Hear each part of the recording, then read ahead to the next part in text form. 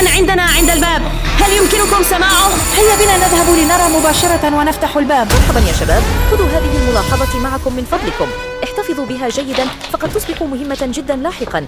أنا ذاهب الآن للبحث عن We swam too far in the ocean. أعلم أن الأمر سيكون خطيرا، لكن يجب على أحدهم فعل ذلك. يمكنكم في هذه الأثناء تشغيل الطائرة بدون طيار ودعم. راقبوا أي تحركات غير عادية في الماء أو إشارات أو تغييرات. أي معلومة تفيدني؟ أراك لاحقا. شكرا رومي، مع السلامة. لقد سمعتم رومي، إنها الآن في طريقها للبحث عن We Swan to find the ocean ومحاربته، وإنه يتوجب علينا دعم رومي. We Swan to find the ocean هي مخلوق ذو عنق طويل بلا نهاية وجمجمة صلعاء ينهض بصمت من الأعماق، جسده الضخم هائل كجسم الفيل. ورومي الآن في طريقها إلى هذا الوحش وهي تريد هزيمته.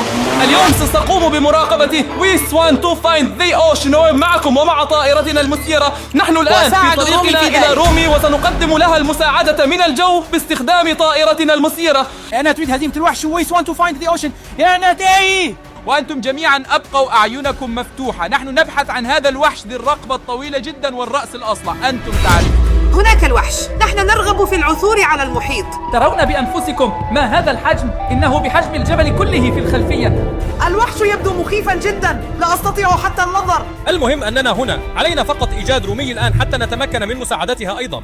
صحيح، إن كان هناك فلا بد أن رومي قريب أيضا. أبقوا أعينكم على رومي. كلكم تعرفون شكل رومي، جاكيت جلد أصفر وشعر بنفسجي. إنها من كيبوب صائدو الشياطين بقوة خارقة. ها هي، شوفوها، ها هي رومي، بس هي متخبية. نعم طبعا، لأن الوحش ضخم جدا. الوحش يستطيع رؤية كل شيء. رأيتموه، رومي اختبأ للتو خلف هذه الصناديق.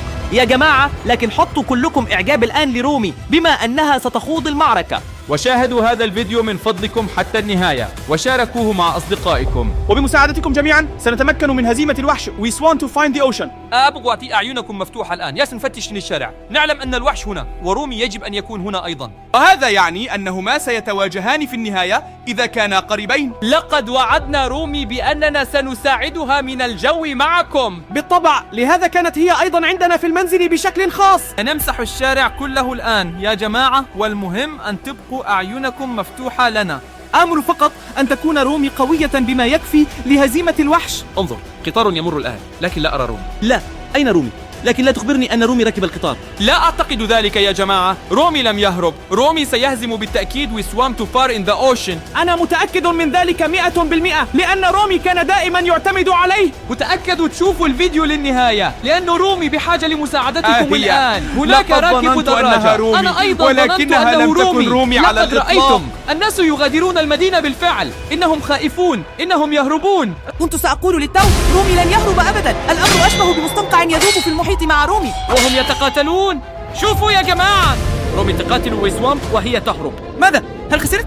لا يمكن أن يكون صحيحا، كانت تفوز دائما. لقد رأيتموه، أرجعوا للخلف. رومي هربت للتو. أعتقد أن ذلك كان مجرد انسحاب تكتيكي. نعم بالطبع، ستعود حالا وستهزم الوحش. رومي هو أيضا أصغر بكثير نسبيا من مستنقع يسقط في المحيط. هذا يعني أن عليهم أن يتقابلوا باستمرار، وهذا يعني أن رومي يفوز في النهاية. نواصل الطيران، وعلينا أن نراقب. يجب أن نساعد رومي. ما يعقل أن العالم كله يدمر بسبب We want to find the ocean. هذا لا معنى له على الإطلاق. هذا لا يجب أن يحدث. لهذا السبب نحن هنا. وانظر، هناك سيارة تمر. أهلا، انظروا إلى هذا. جينو يتصل بنا الآن. يجب أن تجيبوا حتما. أريد أن أعرف ماذا سيقول جينو. حسنا، لن تصدقوا هذا. رومي اتصلت بي للتو، هي تريد مني أن أقابلها في مصنع النفايات في ذلك المكان بالضبط. أخبرتني بأن علينا لقد أبعدنا أنفسنا كثيرا في المحيط. يجب أن نتوقف سويا. هذا يبدو جنونيا، لكنه جاد أيضا. إذا اتصلت بي فأنا أعلم أن الأمر مهم. سأتجه فورا إلى مصنع النفايات. ابقوا على اطلاع، راقبوا كل شيء، وادعمونا قدر استطاعتكم. إذا أنجزنا هذا معا فربما تكون لدينا فرصة لإيقاف هذا الوحش. جينو أغلق المكالمة. هل سمعتم ماذا قال لكم؟ كان هذا في غاية الأهمية، هو سيلتقي برومي حالا. وعلينا حتما أن نطير بطائرتنا المسيرة إلى جينو ونحرص أن لا يحدث شيء لرومي وجينو، لأن هذا يعني الآن رومي وجينو يقاتلان معا على نفس الجانب. معا ضد نريد أن نجد المحيط. لا يسعنا إلا الفوز. نطلق طائرنا المسيرة فورا. جينو يلتقي الآن برومي على ما يبدو هنا بالضبط في ساحة الخردة هذه. أتمنى أن يكون هذا صحيحا، لهذا اتصل بنا جينو. سنكتشف الأمر. سنطير إلى هناك الآن وأنتم راقبوا جينو ورومي. يعني الشيء الجيد هو ثم يقال رومي جينو ضد الوحش We want to find the ocean. سي ونحن الاثنان معكم بالخارج. هذا يعني أن We want to find the ocean ليس لديه أي فرصة. هما رومي وجينو. لا، لكنهم هما يركضان في اتجاهين متعاكسين تماما. رأيتموه؟ رومي ركض إلى هناك وجينو إلى هناك. طبعا يريدون تطويق الوحش أو التملص. الوحش لا يتبع إلا شخصا واحدا. إنهم أذكياء. بالطبع. وحش صائد شياطين الكيبوب مرتين، هذا لا يمكن أن يسير إلا في اتجاه واحد. لكن هذا يعني We want to find the ocean يجب أن يكون هنا بالقرب. نعم، من الأفضل على الأرجح خلفهم، أيضا خلف طائرتنا المسيرة. هناك شخص ما يمشي. هل هذا شريك لهذا الوحش؟ هل We want to find the ocean. It's Baby Beep. It's Time Moy. لا أصدق، هذا ليس رومي وليس جينو أيضا. يمكن هذا شيء ميرا أو هكذا. هذا شخص خائف لأن نحن بجعة لنجد المحيط موجود هنا بالقرب. لكنك رأيت للتو، أليس كذلك؟ مجال رؤية طائرتنا المسيرة بأكمله فارغ، لا رومي ولا جينو ولا الوحش. ربما علينا الطيران للجهة الأخرى من الجبل. لا، نسوي سوان لجبل المحيط. وترون مدى كبر هذا الشيء. لا، ماذا يفعل بحق السماء؟ ترون كم كان ضخما وقد تجول في الأرجاء وكان يبحث عن جينو ورومي. كل الاحترام لرومي وجينو، كنت سأخاف جدا لو كنا هناك مباشرة. الخبر الجيد هو رومي وجينو لم يكتشفا بعد. هما على الأرجح ما زالا يبحثان عن الوحش. إنهم ينتظرون الفرصة المثالية وبعد ذلك يهاجمون الوحش. لذلك اعملوا الآن لايك لرومي وجينو واشتركوا في قناتنا من فضلكم. يجب علينا أن ندعمهم معكم مثل ما في الجو من فوق بالطائرة المسيرة. هل تسمع ذلك؟ هناك إنذار انطلق في مكان ما هذا الإنذار المجنون؟ لماذا انطلق الإنذار في منزلنا الآن؟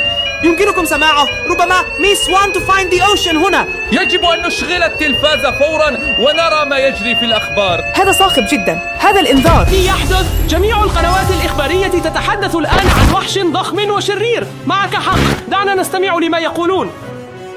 نقطع بثنا المعتاد لنبأ عاجل ذي أهمية عالمية كبرى. الوحش المسمى سبحنا بعيدا جدا في المحيط يسبب حاليا دمارا واسع النطاق ويشكل تهديدا خطيرا للعالم بأسره. وفقا لتقارير شهود العيان وصور الأقمار الصناعية، المخلوق أكبر من ملعب كرة قدم وأطول من ناطحة سحاب، ويمتلك عنقا طويلا بشكل استثنائي يزيد عن 70 مترا. الرأس العملاق يبرز بعيدا فوق سطح البحر، وهو مرئي بوضوح حتى من مسافة بعيدة. وقد شوهد وحش سبحنا بعيدا جدا في المحيط آخر مرة عند الإحداثيات التالية. يطلب من السكان بشدة أن يظلوا متيقظين والمساهمة معا قدر الإمكان في صد هذا التهديد، بينما تواصل فرق الطوارئ الرسمية جهودها. يعمل العلماء حاليا تحت ضغط زمني هائل للغاية على تطوير طرق ممكنة لإيقاف هذا الوحش أو على الأقل الحد من خطورته. بالتوازي مع ذلك، الجيش منتشر بالفعل في الميدان. تم حشد القوات البحرية والاستطلاع الجوي والقوات الخاصة لتأمين الوضع ومنع وقوع المزيد من الأضرار. فرق الأزمات الدولية على اتصال دائم ومستمر. سنبقيكم على اطلاع دائم بجميع التطورات المستجدة. يرجى البقاء في أمان واتباع تعليمات السلطات المختصة. استنى، إيش صاير مع قناة التلفزيون؟ لماذا لا يحدث شيء؟ لا أرى شيئا. هل سمعتم للتو ما قيل في الأخبار؟ وحش بحري هائل الحجم يحمل اسم We swam too far into the ocean قد شوهد. في الأخبار تحدثوا عن ضرورة مساعدة كل إنسان في هذا العالم لهزيمة الوحش، لأن الوحش يريد أن يدمر العالم كله. لحسن الحظ ما زلنا رأينا الإحداثيات في الأخبار. لحسن الحظ لدينا الإحداثيات ونعرف تماما أين يتواجد الوحش. لقد رأيت هذا في الأخبار. العلماء يخوضون معركة تحت الماء ضد الوحش We swam too far into the ocean. لكن الوحش يبحث عنه أيضا على اليابسة. وسنقوم اليوم بطائرتنا المسيرة بمراقبة وحش المحيط الذي توغلنا فيه بعيدا جدا، وسنهزمه معكم من الجو. لكننا لسنا وحدنا. رومي من صائدي شياطين الكيبوب سيساعدنا في إنقاذ العالم. رومي، تعالي إلى هنا. Hey everyone, welcome back. I'm so excited for today's adventure. مع السلامة يا رفيقي. شكرا جزيلا لأنك كنت هنا. رفيقي الآن في طريقه لينقذ العالم معنا يدا بيد. فقط معك يمكننا إنقاذ العالم، لذلك اعمل لايك وشاهد الفيديو حتى النهاية. لقد طرنا بطائرتنا المسيرة الآن بالضبط إلى الإحداثيات التي رأيناها في الأخبار. نأمل أن نعثر على الوحش قبل أن يدمر العالم بأسره. أنتم تعرفون بالتأكيد كيف يبدو الوحش. لقد سبحنا بعيدا جدا في المحيط. إنه رأس ضخم للغاية وله رقبة طويلة جدا يبلغ طولها 20 مترا. لم أرى في حياتي قط وحشا بهذا الحجم الهائل. نحن نواصل التحقيق وها هو لا يمكنكم رؤيته. هذا العنق الطويل الضخم والرأس الكبير. لقد سبحنا بعيدا جدا في المحيط. هل رأيت من قبل وحشا بهذا الحجم الكبير؟ إنه ضخم جدا. أنا أعرف شيئا واحدا فقط، أننا هنا في المكان الصحيح. الإحداثيات من الأخبار كانت صحيحة وعلينا الآن إنقاذ العالم معكم. نأمل أن نتمكن من إنجاز هذا معكم. أعجب الآن، فبمساعدتكم فقط يمكننا إنقاذ هذا العالم. الوحش هو رومي هنا. رومي موجودة بالفعل وهي تطارد الوحش. ممتاز، فكرة جيدة أن رومي موجود هناك أيضا. رومي بنفس سرعة طائرتنا المسيرة. نأمل أن ننجح في ذلك معكم، مع رومي وطائرتنا المسيرة. فقط بهذا العنق الكبير يجب أن يخرج فوق الماء. انظر، هناك شخص آخر بالأسفل يحاول أن ينقذ العالم. لكن انظر ما أسرعه وهو يجدف بمجدافه. إنه يهرب. الكل يقف يدا واحدة. كم هو رائع أننا نجحنا جميعا في هزيمة هذا الوحش. أنت تعلم ما سيحدث إن لم نتمكن من ذلك. العالم سيهلك وينتهي. هل رأيتم الإحداثيات؟ الوحش منتشر في كل مكان. ها هو يا إلهي، لقد سبحنا بعيدا جدا في المحيط. أنتم ترون ذلك. هو يفعل ببساطة ما يريد. هل رأيتم ما الذي فعله الوحش؟ يا جماعة، لذلك هو حديث الساعة في الأخبار على كل قناة تلفزيونية يتحدث عنه. أتمنى أن تكون قد فهمت ذلك أخيرا أيضا. نحن نحلق ويمكنكم أن تروا الكثير من السيارات هنا تتجمع وتريد هزيمة الوحش. لأننا إذا لم نهزمه هنا الآن فسيذهب بعد ذلك إلى محيط أو بحيرة أخرى. ويمكنكم رؤيته. هناك سفينة شراعية ضخمة على الماء، لكنها سفينة وحيدة والباقي ليس إلا ماء. لم يبقى أحد. لكننا نعلم رومي موجود على الماء ويقاتل ضد الوحش ونحن في الجو. وإذا أعجبكم فأنتم أيضا مشاركون. وقد رأيناه على التلفاز منذ قليل. وهناك أيضا علماء تحت الماء يحاولون هزيمة الوحش. نحن لسنا الوحيدين في هذا الأمر. العالم بأسره سيقف في وجه هذا الوحش. يعني ما زلنا بحاجة لشخص في البر. في الشارع كانت السيارات كثيرة جدا، لكن رومي كان أيضا في منتصف الماء. وهنا سفينة شراعية تحاول أيضا هزيمة الوحش. لعله أيضا أحد هؤلاء العلماء. لا أستطيع الانتظار. لا تغادروا. شاهدوا هذا الفيديو من فضلكم حتى النهاية، سيكون ممتعا جدا. ولدي شعور جيد بأننا سننجح في هزيمة هذا الوحش. بالتأكيد، والأفضل من ذلك هذا هو لقد سبحنا بعيدا جدا في المحيط. إنه ببساطة عاد إلى هنا ويخدعنا، يفعل ما يشاء. وأعتقد أنه أصبح أكبر. هل رأيتم ذلك؟ كان يبدو بالتأكيد وكأنه نيم من جديد. نعم طبعا، فمن عند الرقبة صار يكبر ويرتفع أكثر فأكثر. الشيء الجيد هو مهما كبر يمكننا أن نحلق بطائرتنا المسيرة أعلى فأعلى حتى لا يتمكن من مهاجمتنا. الساعة سنجد هذا الوحش دائما بطائرتنا المسيرة. لكن يبدو أنه عاد للاختفاء. ترون كم هو كبير البحر هنا. هل يمكن أن يكون يرى طائرتنا المسيرة ثم يعود فورا إلى الماء تحت الماء؟ أو يحاول أن يهاجمنا؟ أتعلم شيئا؟ فلنذهب الآن إلى الأخبار لنعد مشاهدتها على التلفاز. هناك مستجدات بخصوص الوحش. دعونا نستمع إلى ما سيخبروننا به. لقد حصلنا على معلومات جديدة بخصوص وحش سبحنا بعيدا جدا في المحيط. تفيد مراكز المراقبة الدولية بأن المخلوق يواصل تحركه عالميا، وقد شوهد في عدة مناطق من العالم. وفقا لبيانات الرادار والسونار والأقمار الصناعية المؤكدة، رصد الوحش لأول مرة في روسيا بالقرب من الساحل القطبي الشمالي، ومن هناك تحرك جنوبا عبر المحيط الهندي، ثم شوهد لاحقا فوق بحر العرب بالقرب من عمان واليمن. بعد ذلك بوقت قصير تلتها مشاهدة مؤكدة أخرى في ممر دريك، حيث أبلغ عن تيارات قوية بشكل غير عادي وحركة جليد وإزاحات مائية هائلة. لاحقا ظهر المخلوق قبالة الساحل الشرقي لأفريقيا، بما في ذلك الصومال وكينيا وتنزانيا، ثم موزمبيق وجنوب أفريقيا. الوضع يبقى حرجا ومعقدا وذا أهمية عالمية. لا يمكنني أن أصدق هذا الأمر، أن وحش We swam too far into the ocean ينتشر ويتجول في جميع أنحاء العالم. ماذا يجب علينا أن نفعله الآن؟ يمكننا الآن الاختباء تحت هذه الطاولة من شدة الخوف، أو نطير بالطائرة المسيرة إلى هذا المكان المحدد بالأحمر ونوقف الوحش. نحن الآن هنا بطائرتنا المسيرة عند الموقع الذي أشير إليه بالأحمر في الأخبار. أجل، إنه مسبح في الهواء الطلق. لكنكم قد رأيتموه. هذا كان المكان على الخريطة. هل تقصد أن الوحش يظهر أيضا في مسبح خارجي؟ سوف نكتشف ذلك معا. لا تذهبوا بعيدا ولا تنسوا وضع إعجاب على هذا الفيديو الآن. لا، إنه موجود هناك حقا. إنه في المسبح، بل سبحنا بعيدا جدا في المحيط. يستخدم الآن في مسبح. لا أصدق أن الوحش في مسبح خارجي. هذا يرعبني حقا. لكنها غاصت مجددا، لقد اختفت.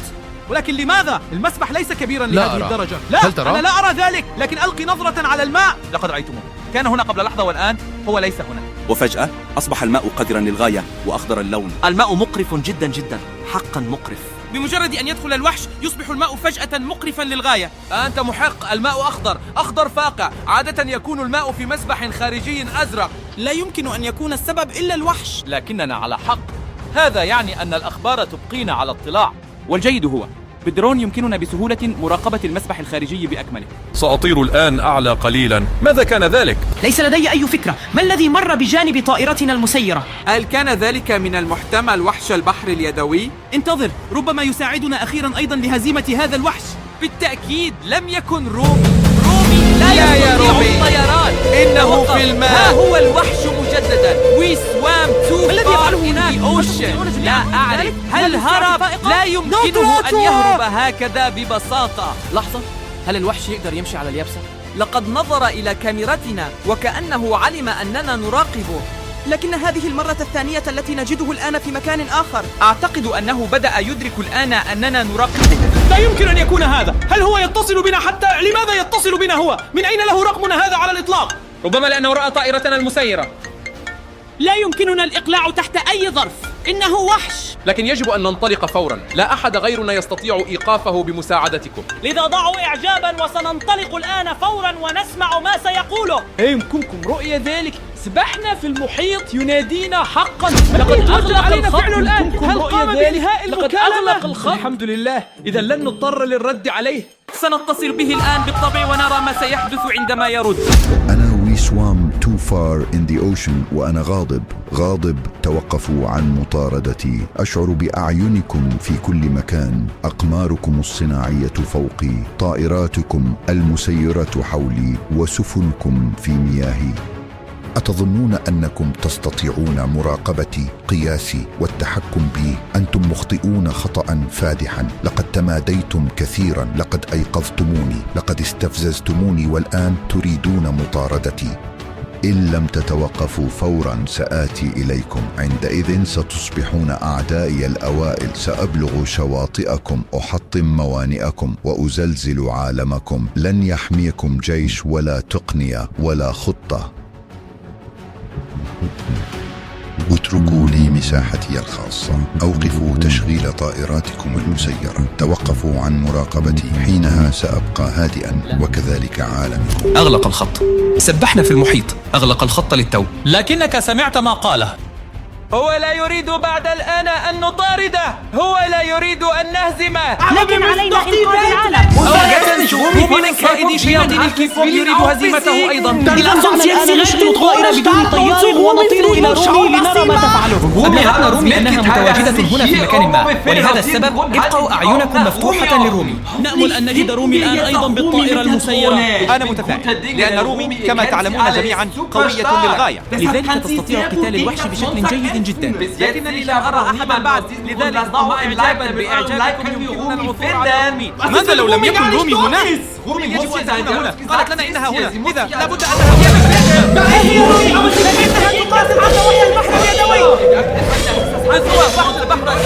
هل هذا يعني أن وحش البحر اليدوي يحاول إيقاف رومي؟ ولكن لماذا وحش البحر اليدوي؟ هذا لم نره حتى اليوم على الإطلاق. لأن وحش البحر اليدوي يتعاون مع وحش. لقد سبحنا بعيدا جدا في المحيط. أن أعفنا الثياب. هل تريد أن تقول لي أننا نقاتل الآن وحشين؟ الوحش البحري ذو الأيدي يريد إيقاف رومي لأن رومي يحاول إيقاف وحش We swam too far in the ocean. أما إذا توقف رومي فلن يبقى سوى نحن وطبعا أنت. ألم تر ذلك؟ رومي هزمه، أليس كذلك؟ نعم، نأمل أن يجد الوحش الآخر الآن أيضا، لكن رومي قد هزم وحش البحر اليد للتو، فرومي الآن في طريق إلى وحش. لقد أصبحنا بعيدا جدا في المحيط. إذا علينا اللحاق به فورا لنرى ما سيحدث. المشكلة هي أني لم أنتبه الآن وفقدت رومي. هل رايزن إلى أين ذهبت رومي؟ هل رومي يمين أم يسار؟ علينا فقط أن نحلق فوق هذا الشاطئ. بالتأكيد رومي قاتلت وحش البحر على الشاطئ وفازت. ظننتها هناك في الأسفل، لكن هؤلاء أناس عاديون يقومون بنزع، وهناك شجرة تلقي ظلا. هذا ليس رومي. سنمضي قدما. كلكم تعرفون شكل رومي، جاكيت جلد أصفر وشعر طويل بنفسجي. رومي لا يمكن الخلط بينه أبدا، وهذا هو الجيد. ماذا لو طرنا إلى نافلة المرض تلك لنراها؟ هناك قارب ضخم جدا. فكرة رائعة، سنطير بالدرون مباشرة إلى القارب. ربما رومي هناك. هذا منطقي جدا، لأن رومي ستحاول حينها باستخدام هذا القارب إيقاف الوحش المسمى ب We swam too far in the ocean، لأننا نعلم أن جيد. وحش السكين اليدوي يدمر القارب. أتمنى ألا يكون رومي. انظروا إلى ذلك، القارب يغرق. وظننت أن رومي هزم وحش البحر اليدوي. أنتم تعرفون جميعا يا جماعة وحش البحر اليدوي، الوحش الذي يمتلك ذراعا واحدة وهو الصديق الأفضل لوي سوام فايند. هما يشكلان فريقا واحدا. أنت على حق تماما، وفقط معكم يمكننا إنقاذ العالم. كل الوحوش التي تخرج من الماء تتحد فيما بينها. انظر إلى هناك، هذه سفينة أخرى قادمة. ماذا لو كانت رومي على متن هذه السفينة؟ ماذا لو دمرت هذه السفينة هي الأخرى الآن؟ تمنوا لنا السلامة، نحن نطير الآن إلى هذه السفينة. يجب أن نجد رومي حتما. هل تعتقد حقا أن رومي على متن هذه السفينة؟ بالتأكيد، بمساعدتكم سننجح في ذلك. لذلك اتركوا إعجابنا الآن وسننقذ العالم جميعا مع رومي. ألا تلاحظ شيئا؟ على السفينة لا توجد نوافذ ولا بشر، والسفينة تبدو مختلفة تماما عن السفن. لونه أسود قاتم بالكامل. لم أرى سفينة كهذه من قبل في حياتي. أنها سفينة حربية. ربما يكون جميع العلماء موجودين عليها، العلماء الذين يعملون في هذه اللحظة تحت الماء. بالطبع هم ينزلون بالغواصة من السفينة إلى الأعماق، والسفينة اسمها بالطبع أوشيانر، بالطبع السفينة التي تبحر في المحيط. لماذا؟ لأن هذه السفينة تبحر في جميع المحيطات، وهنا توجد سفينة أخرى، لكن السفينة الأخرى لم تتحرك. هذا يعني أنهم يزودون السفينة العسكرية بالوقود الآن لإيقاف We swim to find the ocean monster. لكن هل انتبهت لشيء ما؟ لا نرى أي وحش على الإطلاق الآن. فلنعد لنتحقق من الإحداثيات على التلفاز. ربما نحن هنا مخطئون تماما. الإحداثيات لا تزال صحيحة. بالضبط إلى هناك حلقنا بطائرتنا المسيرة، وهنا رأينا رومي للتو وهي تقاتل وحش البحر اليدوي. ربما علينا أن نطير إلى الجانب الآخر من الجزيرة حيث يوجد الماء. هذا مستحيل، نحن هنا، لكن يجب أن نطير إلى هناك. إذا يجب أن نطير الآن فورا بالدرون إلى هنا للأسفل. رومي وهي تجري مباشرة إلى الماء. على الأرجح ستهزم الوحش هناك أيضا. لقد رأت الوحش مباشرة وهي تتجه مباشرة نحو الماء. يجب أن نتبعها بالطائرة المسيرة. أنتم تعلمون جميعا لقد سبحنا بعيدا جدا في المحيط. إنه يعيش في الماء. هذا هو الرأس الكبير ذو العنق الطويل، وأعتقد أنه مع رومي الآن لدينا الفرصة لهزيمته وإنقاذ العالم. لحسن الحظ في بداية هذا الفيديو دعونا رومي للانضمام إلينا لتنقذ العالم معنا ومعكم. لكن يجب أن نشكركم أيضا لأنكم جميعا وضعتم إعجابا، وبهذا رومي الآن مستعدة